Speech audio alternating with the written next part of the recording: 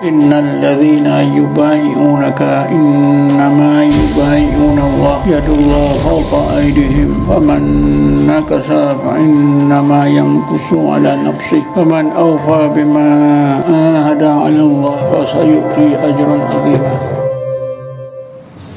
أعوذ بالله من الشيطان الرجيم. بسم الله الرحمن الرحيم.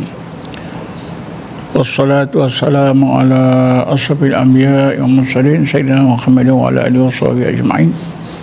Dalam bahagian yang kedua, akhir bahagian kedua itu saya telah tegaskan bahawa saya akan terangkan sesiapakah orang yang pro dan kontra terhadap konsep wahdatul wujud. Keterangan mengenai ulama yang pro dan kontra wahdatul wujud ni kita tangguhkan dulu. Jadi kali ini, slot yang ketiga ini, saya fikir sangat perlu saya jelaskan mengenai pandangan Ibnu Khaldun. Seterusnya, perbincangan mengenai konsep wahdatul wujud. Pada kali ini, marilah kita lihat bagaimana pandangan Ibnu Khaldun mengenai istilah-istilah di dalam ilmu tasawuf. Ibnu Khaldun mempunyai pandangan yang sangat jelas terhadap istilah-istilah yang terdapat dalam ilmu tasawuf. Ibnu Khaldun seorang ulama yang hebat, meninggal dunia tahun 808 Hijrah. Di dalam kitabnya Muqaddimah dalam bab tasawuf, Ibnu Khaldun mempunyai alasan yang sangat konkret dan jelas. Beliau menegaskan bahawa berbagai istilah di dalam ilmu tasawuf hanya ulama tasawuf saja yang boleh menjelaskan. Ulama selain daripada sufia, ulama selain daripada ulama tasawuf tidak boleh, tidak dibenarkan untuk menerangkan istilah-istilah dalam tasawuf. Kerana istilah-istilah dalam tasawuf itu melibatkan tiga perkara penting, iaitu al-umur al-mukasyafah, perkara-perkara yang dikasyafkan oleh Allah. Yang kedua, al-umur al-zawqiyah, perkara-perkara yang berkaitan dengan rasa dalam rohani dan jasmani, seperti yang dimaksudkan oleh Allah dalam firman-Nya, Bismillahirrahmanirrahim, taksairu minhu juludul ladzina yakhshawna rabbahum summa talinu juluduhum wa qulubuhum ila dzikrillah. Menggeletar seluruh anggota orang yang hatinya takut kepada kebesaran Allah. Kemudian hati akan menjadi lembut dan tenang, seluruh anggota akan jadi stabil. Allah menegaskan dalam ayat ini berlaku perkara-perkara yang dimaksudkan al-umur az-zawqiyah. Maka timbullah ungkapan orang-orang sufi, man lam yadhuk lam yadri. Siapa yang tidak merasa, dia tidak akan tahu. Kerana seluruh istilah-istilah dalam tasawuf itu ada melibatkan perkara-perkara zawqiyah. Yang ketiganya, istilah-istilah dalam tasawuf itu juga melibatkan al-umur maknawiyah, perkara-perkara yang maknawi. Jadi ada tiga perkara yang melibatkan istilah-istilah dalam tasawuf: al-umur al-mukasyafah, al-umur al-zawqiyah, al-umur maknawiyah. Cuba kita fahami apa yang dimaksudkan ketiga-tiga unsur. Al-umur al-mukasyafah, Ini berlaku apabila seseorang itu menurut Ibn Khaldun melakukan mujahadah al-kasfi wal ittila'i. Mujahadah yang bila dilakukan akan berakhir dengan Allah kasyafkan berbagai hijab yang menutupi, yang melindungi pandangan roh atau pandangan mata hati atau basirah. Ketika itu sesudah diangkatkan, dikasyafkan berbagai hijab, maka pandangan roh akan nampak dengan jelas rahsia-rahsia Allah di alam malakut. Itu yang dimaksudkan ittila. Jadi ketika Allah kasyafkan berbagai hijab, lalu Allah perlihatkan dalam pandangan roh orang tersebut rahsia-rahsianya di alam malakut, maka ketika itulah orang tersebut akan mengalami apa yang dimaksudkan al-umur az-zawqiyah, rasa dalam jasmani dan rohani. Sekiranya Allah perlihatkan rahsia keagungan Allah, maka hamba Allah tersebut akan merasa takut dan menggeletar. Sebaliknya, kalau Allah perlihatkan rahsia-rahsia di alam malakut mengenai kesempurnaan Allah atau jamalullah atau sifat-sifat rububiyah Allah, maka hati orang tersebut akan berasa tenang. Seluruh anggota juga akan jadi stabil.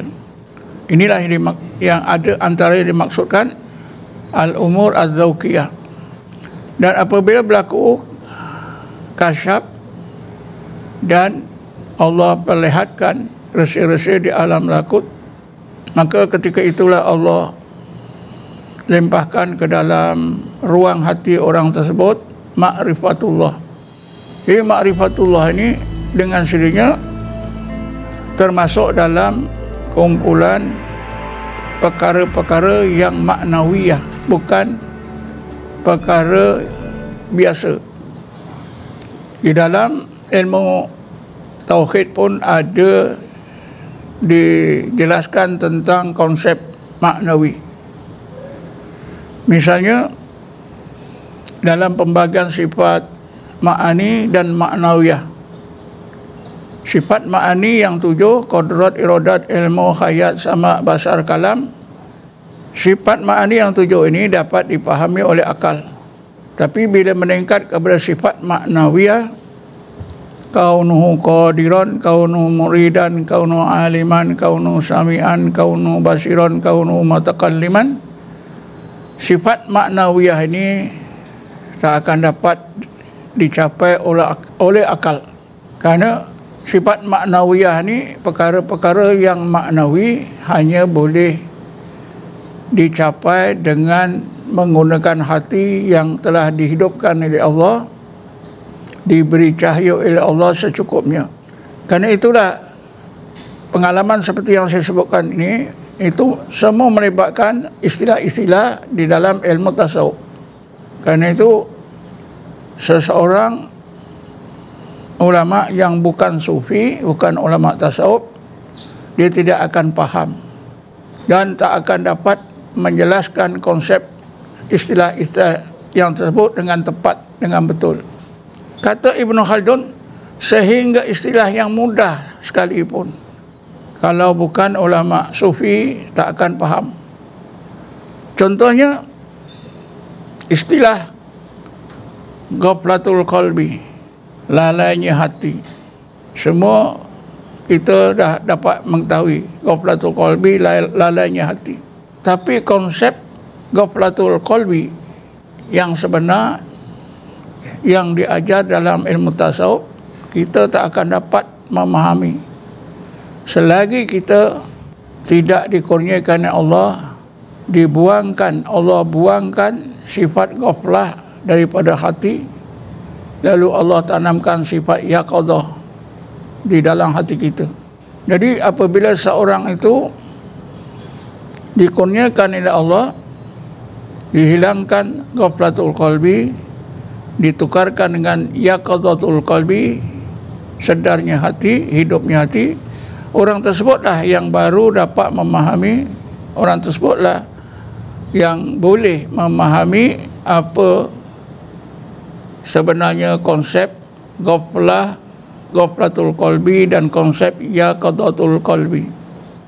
Ulama yang bukan sufi karena tidak ada pengalaman, walaupun mudah makna ghaflatul qalbi dan yaqadhatul qalbi, mereka tidak akan sampai, mereka tidak akan mampu memahami apa itu ghaflatul qalbi dan yaqadhatul qalbi. Sebab itu para ulama yang bukan sufi mengambil sikap meringan-ringankan, tidak ambil peduli untuk membuangkan sifat ghaflatul qalbi dan menggantikannya dengan pertolongan Allah, rahmat Allah, yaqadhatul qalbi. Kita lihat sebaliknya, ulama tasawuf sangat bersungguh-sungguh mendidik orang ramai supaya berusaha beramal yang boleh menghilangkan ghaflatul qalbi, lalu ditukarkan oleh Allah dengan yaqadhatul qalbi. Kita lihat keadaan tersebut di mana-mana. Ulama biasa yang bukan sufi memang tidak pernah mengingatkan orang ramai, apatah lagi menyedarkan dirinya tentang bahaya ghaflatul qalbi dan kepentingan yaqadhatul qalbi. Kalau ulama tasawuf, mereka tetap berpegang dengan apa yang Allah terangkan, bahaya ghaflatul qalbi. Bismillahirrahmanirrahim. Walaqad dara'na li jahannama katsiran minal jinni wal insi lahum qulubun la yafqahuna biha wa lahum a'yunun la yubsiruna biha wa lahum adhanun la yasma'una biha ulaika kal an'am bal hum adallu wa ulaika humul ghafilun. Ingatkan akhir ayat ni, wa ulaika humul ghafilun. Mereka itulah golongan orang yang berhati ghaflah. Menurut ayat ini, orang yang berhati ghaflah menjadi seorang ghafil, jamaknya ghafilun, tempatnya di neraka. Tapi ulama biasa yang bukan sufi, mereka tidak menyedari hal ini. Karena itu ulama tasawuf bersungguh-sungguh mendidik orang ramai supaya berusaha beramal yang boleh menghilangkan sifat ghaflatul qalbi. Karena itulah maka para ulama tasawuf saja yang tahu konsep ghaflatul qalbi dan yaqadhatul qalbi. Mereka yang bukan sufi tidak menyadari hal tersebut. Itu dari sudut kesedaran saja pun sudah ada perbezaannya yang jauh. Jadi kata Ibn Khaldun, apabila seseorang itu melakukan mujahadah al-kaswi wal ittila, berlakulah dua kejadian di dalam diri orang tersebut dalam aspek rohani dan jasmaninya. Dua kejadian yang berlawanan. Apakah dua kejadian yang berlawanan pada orang melakukan mujahadah al-kaswi wal ittila ini? Kata Ibn Khaldun, aspek jasmaninya menjadi lemah dan terus lemah sampai ke satu tahap aspek jasmani lemah selemah-lemahnya, dan sebaliknya aspek rohani menjadi kuat sehingga aspek rohani orang tersebut sampai ke satu tahap kuat sekuat-kuatnya. Apakah yang dimaksudkan aspek jasmani itu lemah? Misalnya pendengaran orang tersebut berkurangan sehingga akhirnya pendengarannya hilang.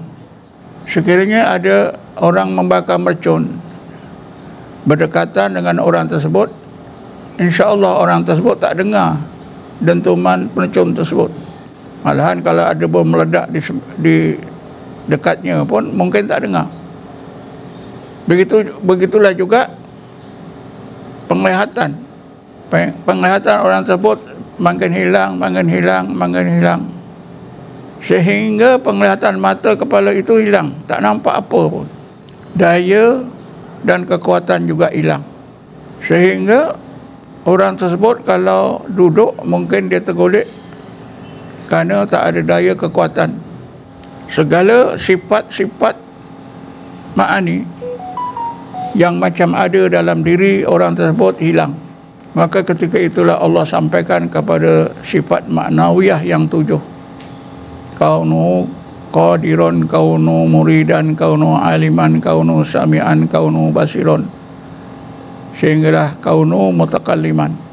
Jadi dengan cara itu, kata Ibn Haldun, maka orang tersebut disampaikan dah, ditingkatkan dah ilmunya yang pada akal ke dalam hati, bertukarlah sifat ma'ani kepada sifat maknawiyah. Jadi inilah yang dimaksudkan unsur-unsur maknawi dalam istilah-istilah terdapat dalam istilah-istilah ilmu tasawuf. Kata Ibn Haldun, ketika roh itu kuat di puncak kekuatannya dan roh dan jasmani berada di puncak kelemahannya, maka kata Ibn Haldun, orang tersebut layak dipanggil dengan insanun ruhiyun, manusia roh semata-mata, kerana jasadnya sudah tidak lagi mendinding, menguasai, menghijab rohnya. Rohnya seolah-olah bebas. Jadi ketika itu roh kasyaf, nampak resi-resi Allah di alam malakut. Keadaan roh seperti itu samalah juga keadaan roh yang sudah keluar daripada tubuh bila seorang itu meninggal. Jadi kata Ibn Haldun, orang tersebut insanun ruhiyun. Inilah yang dimaksudkan ungkapan yang terkenal dalam di kalangan ulama tasawuf, mutu qabla an tamutu, matilah kamu sebelum kamu mati sebenar. Berdasarkan ungkapan ini, ulama tasawuf menegaskan kematian itu ada 2 jenis. Yang pertama, mautun daruriyun, ini mati sebenar. Yang kedua, mautun ikhtiyariyun, mati ikhtiari, inilah fana.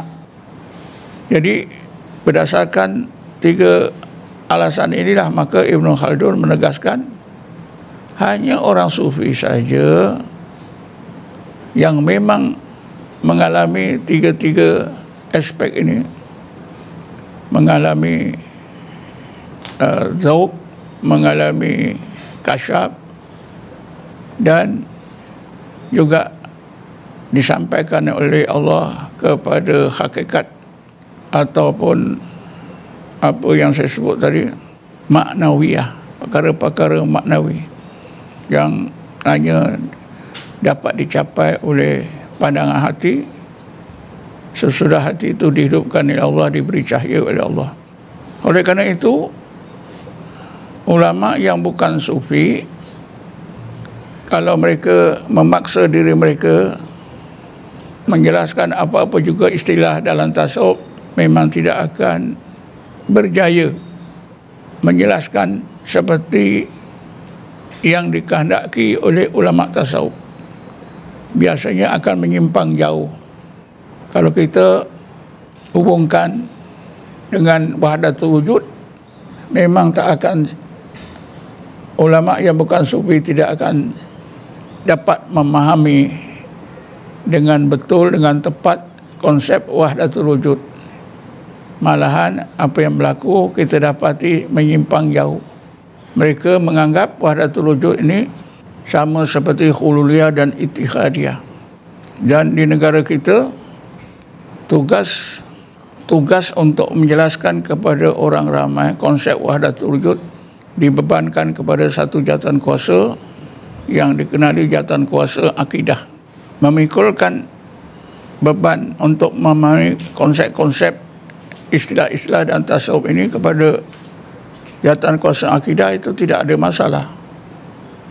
Tetapi anggota jawatan kuasa akidah yang ditugaskan itu, adakah mereka ini terdiri daripada ulama tasawuf atau hanya mereka yang mahir di bidang tauhid saja. Kalau mereka itu hanya mahir di bidang tauhid tapi tidak mahir di bidang tasawuf, tentunya akan menghadapi masalah. Dan inilah sebenarnya yang berlaku. Saya sendiri terlibat dalam perbincangan istilah-istilah dalam tasawuf, termasuklah wahdatul wujud. Saya dapati sampai bila-bila lah wahdatul wujud itu tetap sesat, tetap panteism, tetap hululiyah, tetap ittihadiyah. Kerana mereka bukanlah ahli yang sebenar untuk menerangkan, menyimpulkan konsep wahdatul wujud. Kalaupun jawatan kuasa ini tidak mempunyai kalaupun ahli jawatan kuasa ini tidak ahli di bidang tasawuf, bukan golongan sufiah, kalau mereka baca kitab-kitab yang ditulis oleh ulama tasawuf yang menjelaskan tentang konsep wahdatul wujud yang sebenar pun sudah memadai untuk jadikan panduan. Tapi mereka tak baca, mereka tak jadikan panduan. Kalau mereka baca satu kitab saja, Al-Majmu' yang dikarang oleh Syekh Dr.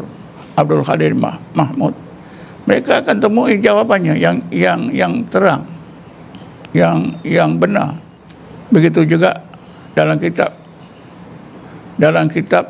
Fatwa Hadisiyah. Kitab Fatwa Hadisiyah ini ditulis oleh seorang ahli hadis yang terkenal, Ibnu Hajar Haytami. Ibnu Hajar Haytami pun membenarkan konsep wahdatul wujud. Kalau mereka baca kitab ini pun, mereka akan dapat maklumat yang betul.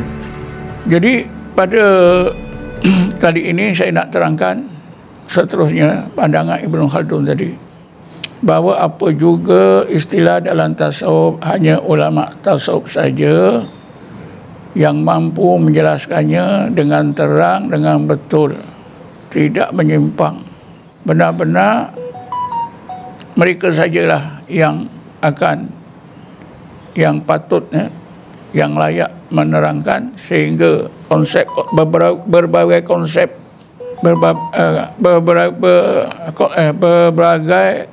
berbagai istilah itu akan dapat diketahui dengan betul. Jadi dengan sininya Ibnu Khaldun menjelaskan kepada kita tentang fana, macam mana fana itu berlaku. Kalau kita tengok contoh dalam Quran, fana itu berlaku pada Nabi Allah Musa alaihissalam. Dan fananya Nabi Musa ini ramai ulama tak dapat memahaminya. Ada ulama yang cuba menjelaskan tapi tersimpang jauh daripada maksud yang sebenar. Nabi Musa apabila dijanjikan oleh Allah untuk diberi kitab Taurat sekaligus, maka Nabi Musa diperintah oleh Allah menyediakan diri untuk menerima kitab Taurat tersebut dengan cara beruzlah dan khalwat seorang-seorang diri di Bukit Tursina selama 40 hari 40 malam. Allah Ta'ala berfirman, Bismillahirrahmanirrahim, wa wa'adna Musa salasina lailatan wa atmamna bi asrin fatamma miqatu rabbi arba'ina lailah. Kami janjikan kepada Musa alaihissalam bahawa kami akan kurniakan kepadanya kitab Taurat. Tapi sebelum itu hendaklah Musa alaihissalam pergi meninggalkan Bani Israel ke Bukit Tursina seorang-seorang selama 30 hari 30 malam. Wa atmamna bi asrin, lalu kami tambahkan lagi dengan 10 hari 10 malam. Fatamma miqatu rabbi arba'ina lailah. Genaplah masa yang ditetapkan oleh Tuhannya Allah selama 40 hari 40 malam. Sesudah Nabi Musa tamat menjalani uzlah dan khalwat 40 hari 40 malam di Bukit Tursina tanpa makan dan minum, seperti yang dihuraikan oleh Syekh Surawardi dalam kitabnya Awariful Ma'arif, Maka berlakulah apa yang disebut oleh Allah pada ayat 143 surah Al-A'raf. Bismillahirrahmanirrahim. Falamma jaa Musa limiqatina wa kallamahu rabbuhu qala rabbi arini anzur ilaik qala lan tarani walakin dur ilal jabali fa in istaqarra makanahu fasawfa tarani falamma tajalla rabbuhu lil jabali ja'alahu dakka wa kharra Musa sa'iqa falamma afaqa qala subhanaka tubtu ilaika wa ana awwalul mu'minin. Apabila Nabi Musa sudah tamat menjalani masa 40 hari 40 malam, tak makan tak minum, berzikir berterusan dengan zikir la ilaha illallah, maka Allah sebutkan wa kallamahu rabbuhu. Tuhannya Allah bercakaplah kepada Nabi Musa. Allah bercakap dengan Nabi Musa. Cara mana Allah bercakap dengan Nabi Musa ini ada diterangkan dalam setengah kitab Tauhid. Tapi kali ini kita biarkan saja, kita tak bicarakan. Kita tumpukan apa yang berlaku pada Nabi Musa dalam ayat ini. Jadi Nabi Musa ingin melihat Allah.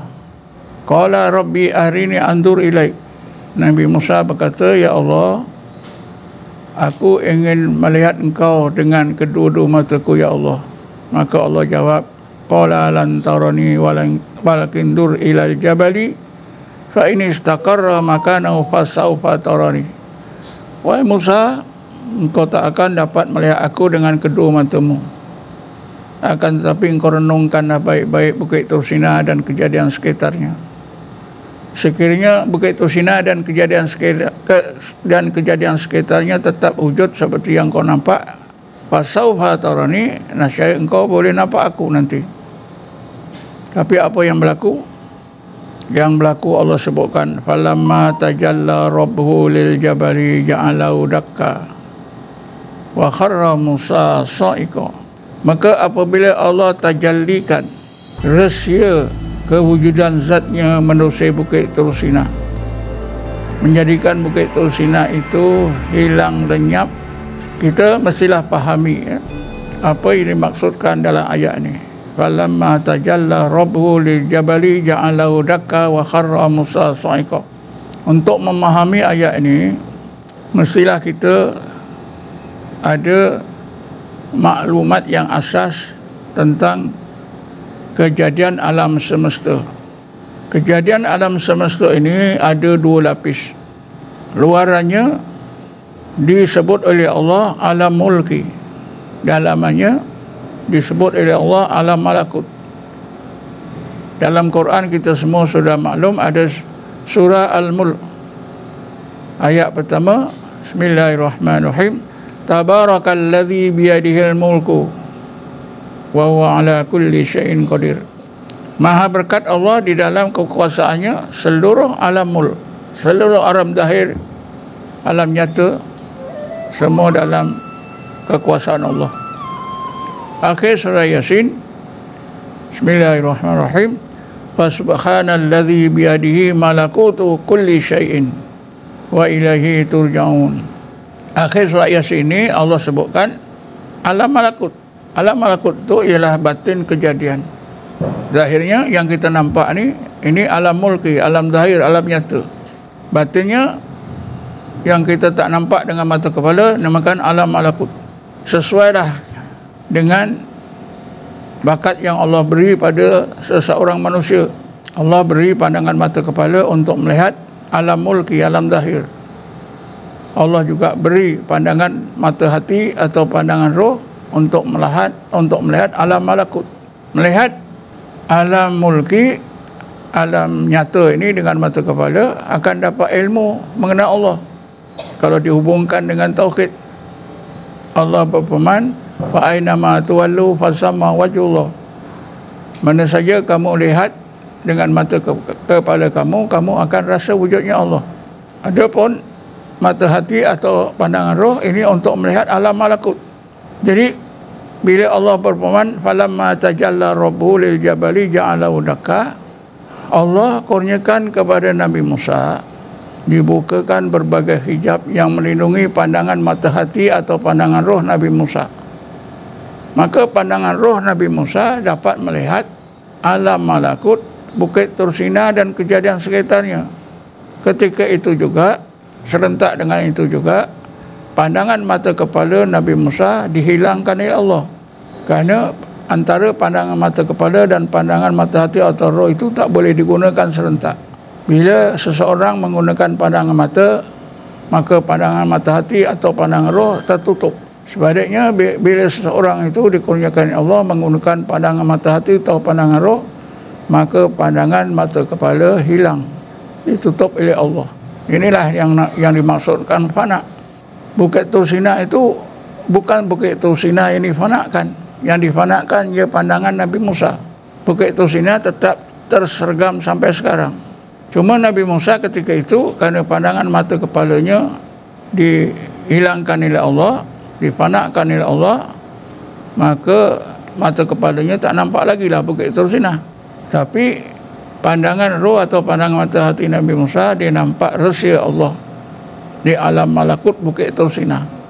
Ketika itulah Nabi Musa disebut oleh Allah wa kharra Musa sa'iqa, maka Nabi Musa tersungkur, pingsan.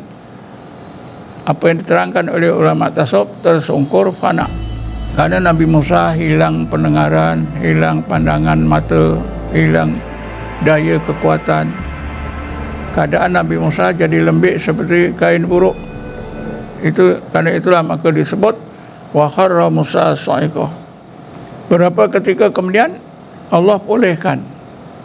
Falamma afaqa, maka apabila Nabi Musa sudah pulih daripada fana'nya, qala, dia segera berkata, subhanaka tubtu ilaika wa ana awwalul mu'minin.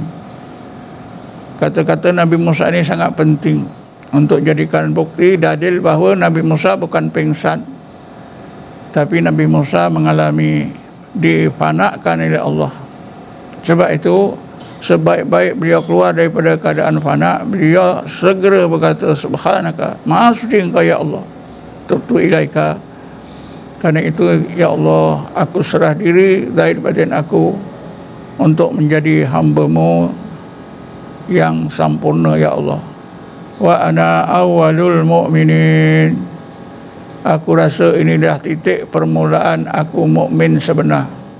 Daripada ucapan Nabi Musa wa ana awwalul mu'minin, maka timbullah di dalam Quran istilah golongan al-awwalun. Golongan al-awwalun ni ialah golongan orang-orang mukmin yang telah ditingkatkan ilmunya kepada makrifah. Bila ilmunya ditingkatkan kepada makrifah, ketika itulah orang tersebut akan merasakan titik permulaan mukmin yang sebenar. Kerana ketika itu Allah kurniakan makrifah. Sayyidina Ali pernah mengucapkan awaluddin haqqan ma'rifatullah. Permulaan agama sebenar ialah apabila seseorang itu dapat ma'rifatullah. Jadi sesuailah kata-kata Sayyidina Ali dengan apa yang Allah sebut dalam Quran, dengan apa yang dialami oleh Nabi Musa. Kita pun kalau dikurniakan oleh Allah makrifah akan merasa begitu. Kita akan merasa bahawa kita ini barulah kenal Allah, barulah kita rasa itulah permulaan kita jadi mukmin, mukminuna haqqan. Seterusnya apa yang saya terangkan ini semuanya akan melibatkan istilah-istilah dalam tasawuf, terutamanya melibatkan istilah wahdatul wujud. Jadi seseorang itu apabila difanakan seperti Nabi Musa, barulah disampaikan oleh Allah kepada hakikat tauhid yang sebenar.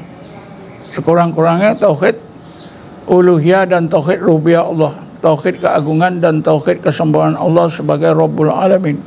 Karena itu maka wahdatul wujud itu sebenarnya adalah istilah dalam tasawuf yang melibatkan tiga-tiga istilah tadi, tiga-tiga ciri, iaitu al-umur az-zawqiyah, al-umur mukasyafah, al-umur ma'nawiyah. Karena itu orang sufi saja yang telah mengalami mengharungi ketiga-tiga unsur tersebut yang dapat mengetahui apa-apa istilah yang mereka sebut. Ulama yang bukan sufi tentu tak tahu. Walaupun macam tahu tapi tak tahu. Seperti yang saya sebutkan tadi, ghaflah orang ramai pun tahu maknanya lalai. Orang alim biasa, faqih pun tahu itu maknanya lalai. Tapi selagi tak dikurniakan Allah, dihilangkan oleh Allah ghaflatul qalbi, digantikan dengan yaqadatul qalbi, maka orang tersebut tidak akan dapat memahami konsep ghaflah dan yaqadah. Saya pikir saya sudah terangkan ya dengan jelas mengapa Ibn Khaldun bertegas bahawa hanya ulama sufi saja, golongan sufia saja yang boleh menerangkan apa-apa istilah di dalam ilmu tasawuf. Ulama yang bukan sufi seperti faqih, seperti ulama dalam ilmu tauhid tidak boleh menerangkan, memahami, menjelaskan konsep-konsep yang berkaitan dengan istilah-istilah dalam tasawuf. Sebab itu masalah wahdatul wujud habis-habis menjadi polemik antara mereka yang beramal dengan tasawuf dengan satu pihak yang lain. Karena kita dapati di negara kita masalah-masalah seperti ini, masalah-masalah yang timbul daripada istilah-istilah dan tasawuf cuba ditangani, diselesaikan oleh satu jawatan kuasa yang dipanggil jawatan kuasa akidah. Jawatan kuasa akidah sebenarnya tak ada masalah untuk menangani sekiranya dalam jawatan kuasa itu memang ada mereka yang memang pakar dalam bidang al-umur al-mukasyafah, al-umur al-zawqiyah, al-umur maknawiyah. Tapi apa yang kita dapati, mereka yang dilantik dalam jawatan kuasa akidah itu keseluruhannya mereka yang pakar dalam bidang tauhid saja. Mereka yang pakar dalam bidang tasawuf boleh katakan tak ada. Jadi timbullah masalah. Sehingga kadang-kadang kata-kata orang sufi pun jadi masalah besar. Misalnya sejarah Khalaj. Apabila Khalaj mengucapkan ma fi jubbati illallah, ulama yang mendengar Khalaj ini sudah zindik, terkeluar Islam. Dia mengaku Allah ada dalam jubahnya. Padahal ulama tasawuf menyelesaikannya dengan mudah. Karena apa yang dimaksudkan oleh Khalaj ialah ma fi jubbati illa ayatillah. Kalaulah Khalaj cakap itu tak ada masalah. Tapi Khalaj dia cakap ma fi jubbati illallah. Dalam jubahku ni semuanya Allah. Nah, tentulah kepahaman ulama yang bukan sufi lain. Kalau ulama sufi mereka tahu. Itulah di antara sebab kenapa Khalaj dihukum bunuh pada tahun 309. Karena kesalahannya mengaku dirinya Allah. Kadang-kadang beliau menyebut anal haq. Padahal yang dimaksudkan oleh Khalaj ialah ana ayatun min ayatil haq. Salah satu juga kesalahan Khalaj yang dianggap besar oleh ulama yang mendengar kata-kata beliau ialah apabila seorang muazzin, seorang tukang bank tengah bank. Muazzin ini menyebut Allah Akbar, Allahu Akbar. Patutnya mereka yang mendengar jawab sadaqta, benar, Allah itu akbar. Tapi Khalaj menyebut sebaliknya, kadzabta, engkau bohong. Jadi yang mendengar, ulama mendengar, ini Khalaj disalah besar. Dia tidak percaya Allah itu akbar. Muadzin cakap Allahu Akbar, dia kata engkau bohong. Padahal maksud Khalaj ialah muadzin ni hanya di lidah saja menyebut Allahu Akbar, dalam hatinya penuh makhluk yang lebih besar daripada Allah. Engkau sebut di lidahmu Allah Akbar, tapi hatimu tidak mengimankan Allah itu akbar. Engkau bohong, kadzabta. Tapi rasa-rasa macam ni, kalau bukan ulama sufi tak tahu. Ulama sufi dia dengar apa yang didengar, hukum apa yang didengar. Sebab itu apabila khalas ini dibicarakan, dilantik beberapa ulama, ada beberapa ulama yang tak mau jadi hakim. Ulama yang tak mau jadi hakim ni dia kata, macam aku ni tak layak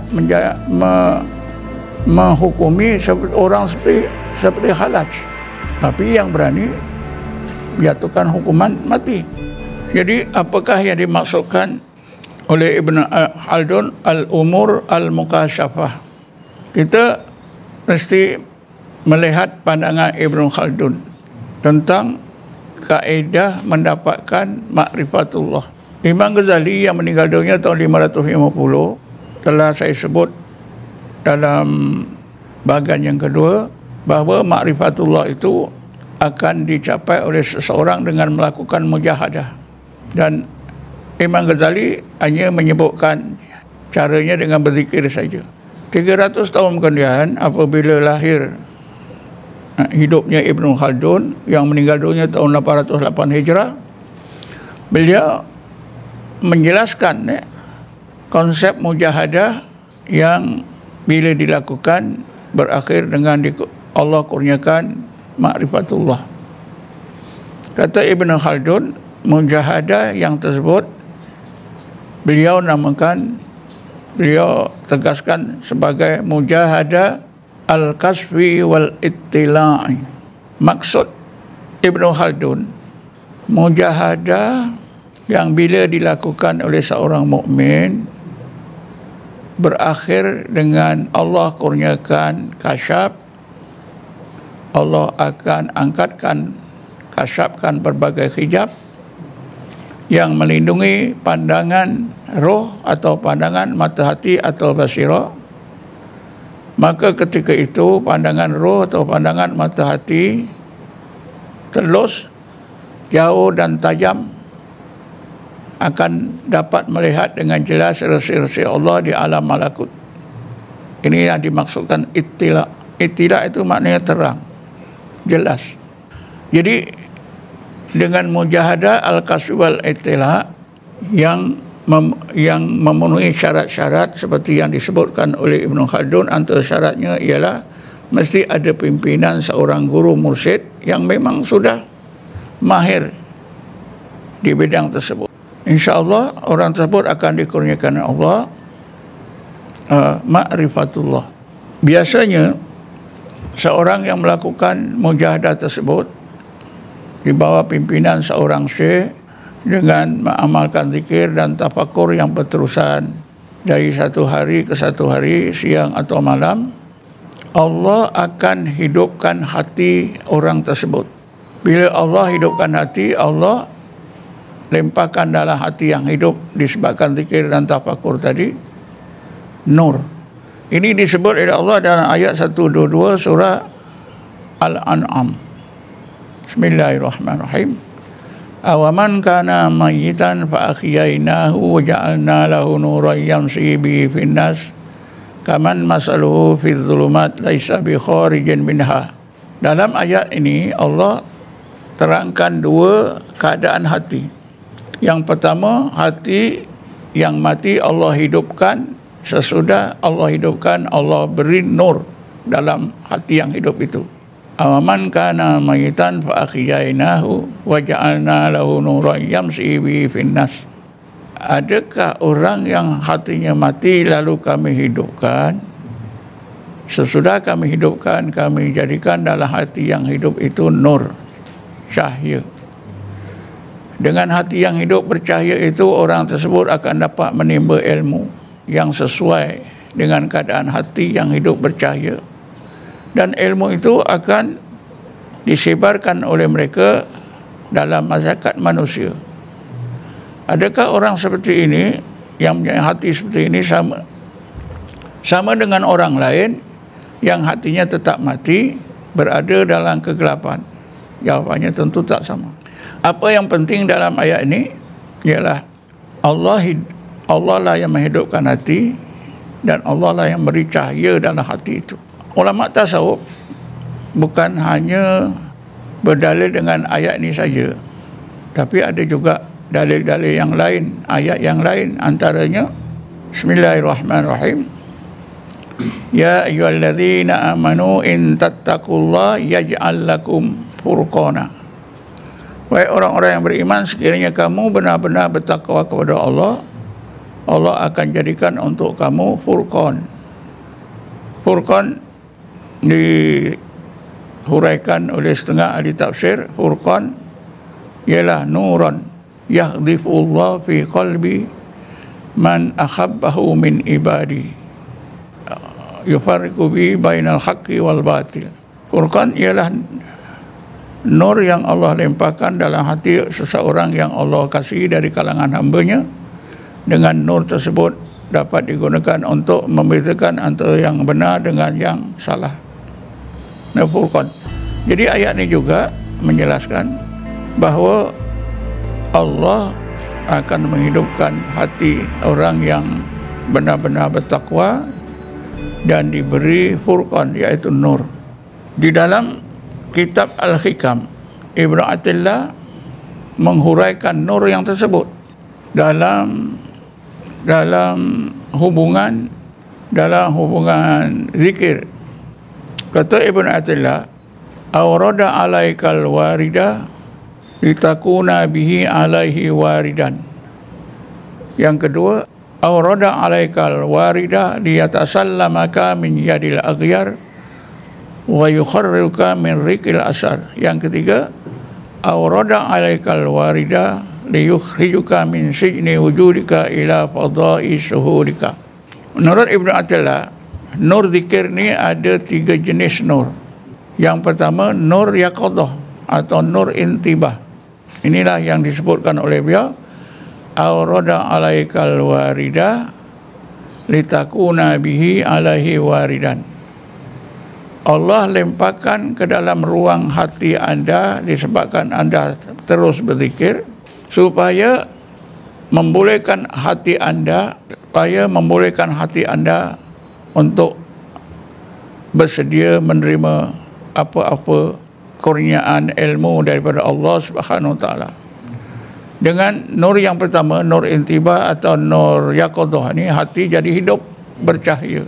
Tapi nur yaqadah ni, oleh kerana nur yang mula-mula Allah limpahkan dalam hati yang hidup, belumlah terang benderang, tapi cukuplah untuk menghidupkan hati dan memulihkan hati untuk memahami yang dulunya hati tidak faham, kerana hati mati tak boleh diguna. Beza antara orang yang hatinya dihidupkan, diberi cahaya yaqadah atau intibah oleh Allah, dengan orang yang hatinya belum dihidupkan oleh Allah. Kata Rasulullah, sepertilah orang yang hidup dengan orang yang mati. Masalul ladzi yadhkuru rabbahu wal ladzi la yadhkuru rabbahu kamasalil hayyi wal mayyit. Bandingan orang yang sentiasa ingat Tuhannya Allah dengan orang yang sentiasa tak ingat Tuhannya Allah, seperti orang hidup dengan orang yang mati. Nah, ini jelas ya. Bila hati dah hidup, dah bercahaya, hati sudah aktif, dapat memahami apa yang hati tak boleh faham masa sebelumnya. Tapi kata Ibnu Athaillah, nur yaqadah ini akan ditingkatkan oleh Allah ke tingkat yang lebih terang, iaitu nur iqbal atau nur hudur. Dua istilah ini digunakan oleh Ibnu Athaillah. Nur hudur kerana Allah itu sudah bertakhta dalam hati. Yang lain daripada Allah sudah hilang, sudah dapat dinyahkan oleh Allah daripada ruang hati. Sebab itu hudur, Allah itu terlalu hadir, sudah bertakhta dalam hati. Jadi ketika itulah seluruh makhluk sudah tak dapat mempengaruhi hati tersebut. Ini yang disebut oleh Ibnu Athaillah, awrada alaikal warida liyatasallamaka min yadil aghyar wa yukharruka min riqil asar. Allah limpahkan nur hudur atau nur iqbal. Dinamakan ilmu nur iqbal kerana bila seorang itu dapat nur yang kedua ni, nur khudur atau nur ikbar, orang tersebut benar-benar akan berjaya menghadap Allah, tertumpu pada Allah. Jadi seluruh makhluk tak dapat menguasai, tak dapat mengerihati ketika itu. Akhirnya kata Ibn Athaillah, wa yukharruka min riqil asal, memerdekakan hati anda daripada dihamba oleh makhluk. Inilah kehambaan seorang ketika itu sudah mulai sempurna, menjadi hamba Allah saja. Kemudian akhir sekali kata Ibn Athaillah, nur khudur atau nur iqbal ni akan ditingkatkan oleh Allah ke tingkat yang akhir, ya, dengan istilah nur al-wisal, nur yang menyampaikan seseorang itu pada hakikat dan ma'rifatullah. Inilah disebut oleh Ibn Athaillah, awrada alaikal warida liyukhrijuka min sijni wujudika ila fadai syuhurika. Maksudnya yang ringkas lah, maksudnya yang ringkas dan jelas, ketika Allah tingkatkan nur zikir tadi ke tingkat nur al-wisal, orang tersebut difanakan oleh Allah. Difanakan oleh Allah. Bila seorang itu difanakan oleh Allah, maka disampaikan oleh Allah hakikat dan ma'rifatullah. Sebab itu disebut Allah lempahkan nur al-wisal ke dalam hati anda. Dengan nur tersebut dapat mengeluarkan hati anda daripada penjara wujud diri. Anda seluruh sifat-sifat ma'ani yang seolah-olah ada pada manusia itu dihapuskan oleh Allah, dihilangkan oleh Allah. Maka dengan dihilangkan oleh Allah sifat ma'ani yang 7, berarti Allah sampaikanlah ke tingkat sifat maknawiyah yang 7. Inilah yang dimaksudkan oleh Ibnu Khaldun, melibatkan perkara-perkara maknawiyah. Maknanya wahdatul wujud ini, orang yang disampaikan Allah kepada wahdatul wujud, berarti orang tersebut telah dikurniakan oleh Allah ilmu di tingkat maknawiyah, bukan ma'ani tapi maknawiyah. Jadi kesimpulannya, wahdatul wujud itu ada melibatkan, ya, ilmu yang di tingkat tinggi, iaitu ma'rifatullah. Bila ma'rifatullah melibatkan juga perkara maknawiyah, perkara mukasyafah, perkara zauqiyah. Sebab itulah Ibnu Khaldun bersungguh-sungguh, ulama yang bukan sufi tidak boleh membincangkan apa juga istilah dalam tasawuf, walaupun istilahnya yang paling mudah. Contohnya tadi seperti yaqadha dan ghaflah. Jadi setakat ini saja bahagian yang ketiga. InsyaAllah bahagian yang keempat nanti saya akan terangkan seperti yang saya janjikan, ulama yang pro dan kontra tentang konsep wahdatul wujud. Wallahu a'lam. Assalamualaikum warahmatullahi taala wabarakatuh.